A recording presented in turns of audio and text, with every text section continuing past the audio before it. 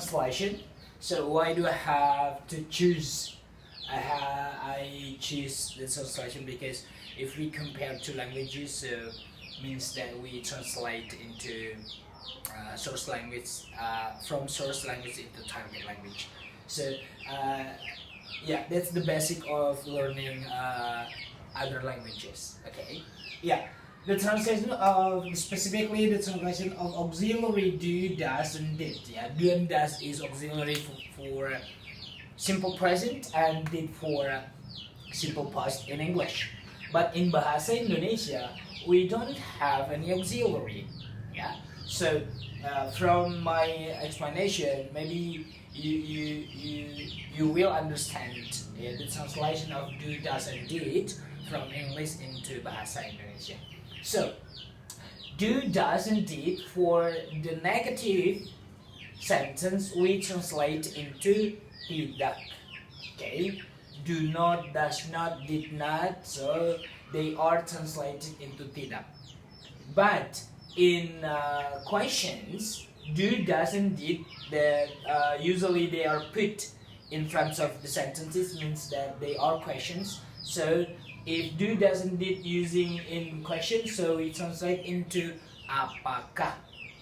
And if we use do, does, and did for the statement, means that do, does, and did here as an auxiliary, but do, does, and did followed by base verb in Bahasa Indonesia, so we translate it into sangat or benar-benar. Okay, so this is included into adverb. Yeah. Okay. Originally, I mean that do, does, did is and done is a regular verb for in English. In Bahasa Indonesia, we translate the verb do, does, did, done into melakukan or mengerjakan. But for the auxiliary, we translate into tidak for negative. For question, we translate into apakah. And for statement, we translate into adverb, sangat or benar-benar. Yeah, for example, as a verb, I do my homework at night. Do here means mengerjakan, so this is a verb. Yeah, I do my homework at night. Saya mengerjakan PR atau pekerjaan rumahku malam hari. Okay, as auxiliary verb, I don't do my homework at school. Yeah, in English, this is very easy to analyze. Is it auxiliary or not? Do and not we shorten into don't. That is auxiliary. Yeah, don't is followed by verb. The verb one. Yeah, I don't do. I don't study. She doesn't need. She doesn't come, they don't do, they don't study, etc. So don't, doesn't, and didn't is followed by verb 1 in English. Okay, but in Bahasa Indonesia, we translate don't into tidak. Don't, we translate it into tidak and then followed by the verb. Ya, saya tidak mengerjakan tugas rumahku di sekolah. So don't is translated into tidak. Don't, doesn't, didn't.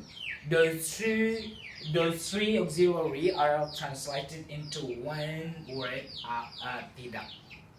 Okay. So in Bahasa Indonesia we don't have auxiliary.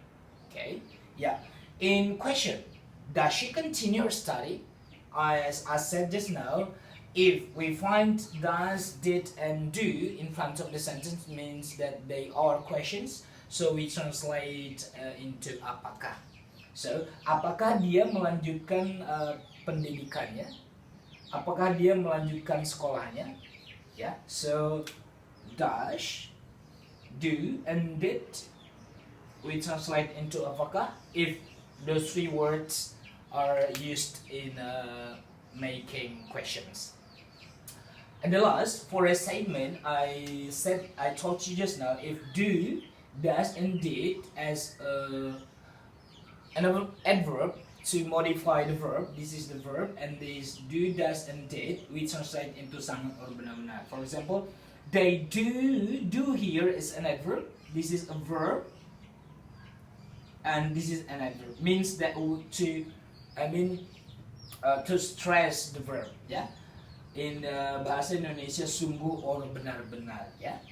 Okay, sungguh or benar-benar. In English we use very or much. Yeah. So in bahasa Indonesia we translate into benar-benar or sungguh. Saya sungguh mencintaimu. I do love you.